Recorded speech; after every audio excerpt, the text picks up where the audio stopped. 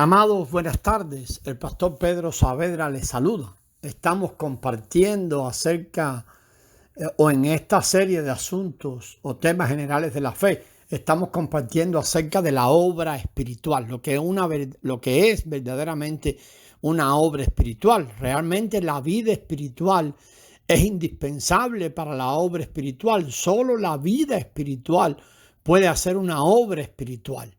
La obra espiritual es simplemente la expresión de la vida espiritual.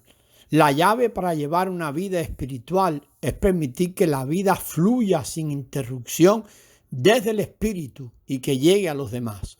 Cuando la cruz efectúa su obra, recibimos el poder del Espíritu Santo. También es cierto que muchos creyentes que no han experimentado la cruz de manera muy poderosa tienen poder para dar testimonio del Señor y han sido grandemente usados por Él. Todos tal vez hemos sido testigos de esto, pero debemos tener en cuenta que la Escritura dice que además del aceite de la santa unción, existe otro aceite que es semejante al auténtico. Podemos ver esto en Éxodo 30:33. Es igual al aceite compuesto, pero no es el aceite de la santa unción. Semejante. No debemos desear éxito ni grandeza. Solamente debemos observar si nuestra vieja creación, todo lo que poseemos por nacimiento, ha pasado por la cruz. Si la carne no pasa por la muerte de la cruz, el poder que tenemos no es el poder del Espíritu Santo.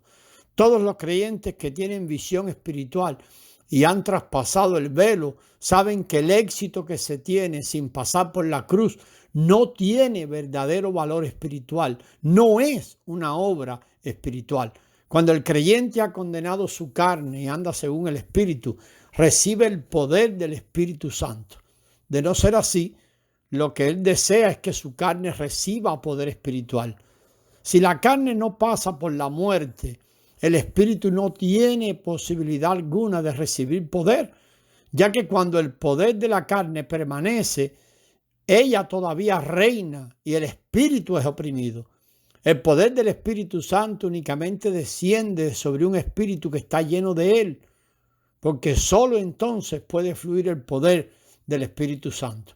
Cuando el Espíritu, y ahí lo ponemos, el Espíritu del hombre está lleno, el poder que entró en él, el poder del Espíritu Santo rebosará. Así que por un lado, el creyente debe morir a la vieja creación y por otro, aprender a andar juntamente con el Espíritu Santo en su vida diaria. Entonces podrá recibir poder. El creyente debe buscar el poder del Espíritu Santo, pues no basta solamente con un entendimiento mental. Debe haber una expresión. El Espíritu Santo debe envolver a nuestro espíritu. El Espíritu Santo debe controlar, dominar. La obra del creyente será eficaz si tiene la experiencia de haber sido bautizado en el Espíritu Santo, o sea, metido en el Espíritu Santo. El Espíritu Santo necesita hallar una salida para poder brotar. Es una lástima que no la puede encontrar en muchos de sus creyentes. Algunos son estorbados por el pecado. Algunos son orgullosos, otros fríos, otros están llenos de sus propias opiniones, otros confían en su vida anímica. Así que el poder del Espíritu Santo no encuentra ninguna salida, pues aparte de él tenemos muchos otros recursos. En cuanto a buscar el poder del Espíritu Santo, debemos mantener una mente clara y nuestra voluntad activa. Él nos guarda y esto nos guardará del engaño del enemigo. Además, debemos permitir que Dios elimine de nuestras vidas todo lo que pertenezca al pecado y lo que sea injusto o dudoso. Y debemos consagrar todo nuestro ser al Señor, como dice Gálatas 3:4, a fin de que por medio de la fe recibamos la promesa del Espíritu Santo. Hermanos, no olvidemos que descansamos en Dios y sabemos que Dios hará todo según su palabra y a su tiempo. Si Él tarda, entonces debemos permitir que su luz examine aún más profundo nuestras vidas. Si Él permite que sintamos algo cuando recibimos el poder, pues nos regocijamos. Y si no lo permite, de todos modos, debemos creer que Él lo hizo. Al ver la experiencia del creyente, podemos saber si ha recibido poder del Espíritu Santo. A todo el que ha recibido poder, se le agudiza la percepción del Espíritu. También recibirá elocuencia, aunque no es una elocuencia mundana. Recibirá elocuencia para dar testimonio del Señor. Su obra será eficaz y dará fruto que permanezca. El poder en realidad es indispensable, el poder espiritual, para realizar la obra espiritual. Después que el creyente recibe el poder del Espíritu Santo, llega a estar consciente de los sentidos de su espíritu. En la obra de Dios, el creyente debe mantener su espíritu despejado para que después de recibir el poder, permita que el Espíritu Santo haga brotar su vida. Mantener un espíritu libre es mantener el espíritu en una condición en la que el Espíritu Santo pueda obrar.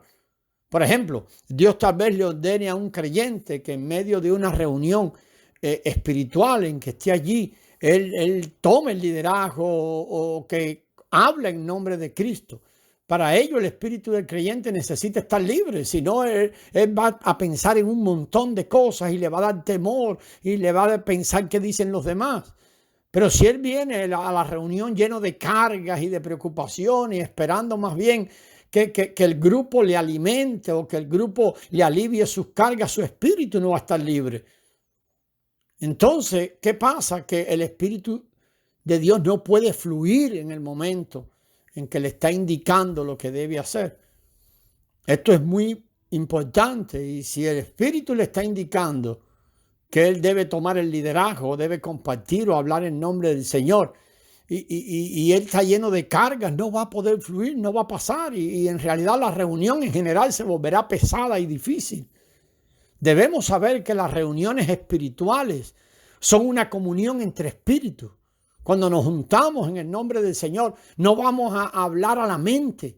El orador o el que en el momento habla en nombre de Dios recibe el mensaje de Dios desde su espíritu o en su espíritu. Y los que lo escuchan deben recibirlo también con sus espíritus. Ya sea que el que habla sea el líder de la reunión o solamente uno de los participantes. Cuando su espíritu tiene una carga y no se ha librado de ella, no puede abrirse a Dios ni responder a su mensaje. Debido a esto, el espíritu del creyente debe estar libre. Cuando nosotros vamos a participar en una reunión espiritual, debemos estar en oración, debemos permitir y buscar el poder del Espíritu Santo para que nos libre y pueda el Espíritu Santo hacer una obra, ponernos en sus manos para que pueda hacer una obra poderosa a través de nosotros. Debemos mantener nuestro espíritu libre para que de allí fluya el poder. La expresión del poder sobre el creyente tiene diferentes dimensiones. Lo podemos ver en uno más que en otro. Está bien, la medida en que cada uno experimente el Calvario determina hasta dónde experimentará Pentecostés. Si el espíritu del creyente está rebosando, el Espíritu Santo puede hacer la obra. Sin embargo, al predicar el evangelio, tal vez estamos predicando el evangelio a un individuo y algunas veces el espíritu de esa persona no está abierto, lo cual tal vez sea un problema que él tiene o por alguna causa, algún problema que tiene él. Quizás tenga alguna circunstancia que hace que su espíritu esté cerrado a recibir. Así que en ese caso el espíritu del obrero se puede también sentir cerrado. En muchas ocasiones solamente necesitamos ver la actitud del que viene a nosotros para saber si podemos hacer una obra espiritual con él o no. Si sentimos que nuestro espíritu se cierra por causa de él, amados, no vamos a poder impartirle la verdad. Si nuestro espíritu se siente oprimido y nos forzamos a llevarle adelante o llevar adelante la obra, de todos modos, seguir adelante, esta obra probablemente no será una obra del espíritu, sino que será una obra producto de nuestro esfuerzo propio, de nuestra mente. Solamente la obra realizada por el Espíritu tiene un poder duradero y un fruto perdurable. Lo que la mente produce, la mente natural o el uso de la mente natural, lo que la mente produce carece del poder espiritual. Si primero no eliminamos los obstáculos de las personas mediante la oración y una labor previa para que nuestro mismo espíritu sea libre para impartir la palabra o para permitir que la palabra fluya de nosotros, nuestra obra perderá su eficacia. Los creyentes verdaderamente necesitamos aprender a andar según el Espíritu para laborar en el Espíritu y por el Espíritu. Amados, no es insignificante iniciar algo. El creyente no debe hacer obras a la ligera solamente porque sean buenas, aun porque sean necesarias o beneficiosas. Estas no son razones válidas que indiquen que una obra es la voluntad de Dios. Lo único que nos hará saber, o la única razón válida, es que Dios mismo nos indique que esa obra es su voluntad. Quizás Él quiera instar a otros a hacer la obra, o tal vez Él prefiera detener la obra. ¿Cuántas veces vimos esto en el libro de los Hechos? Cuando quería que se hiciera una obra, lo hacía. Cuando quería que una obra se detuviera, también la detenía. Aunque sea difícil abandonar el punto de vista humano, Dios sabe cómo hacerlo.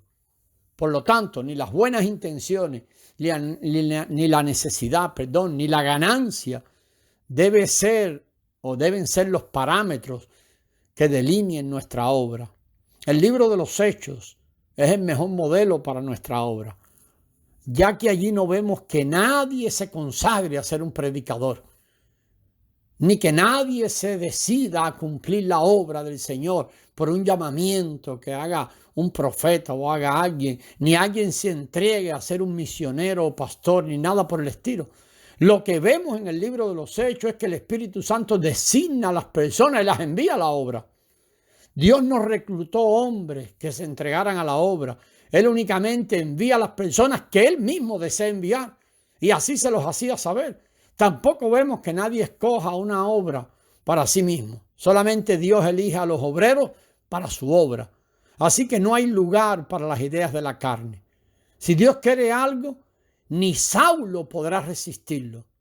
Si Él no quiere algo, no lo hará, aunque Simón quiera comprarlo con dinero. Por ser Él el soberano de todas las cosas, Dios controla su propia obra. Y Él no permite que en la obra espiritual, la obra que es de Él, que nace de Él, no permite que ni una pequeña parte del hombre se mezcle en ella. En la próxima entrega vamos a continuar con esto, amados hermanos. Gracias y paz del Señor.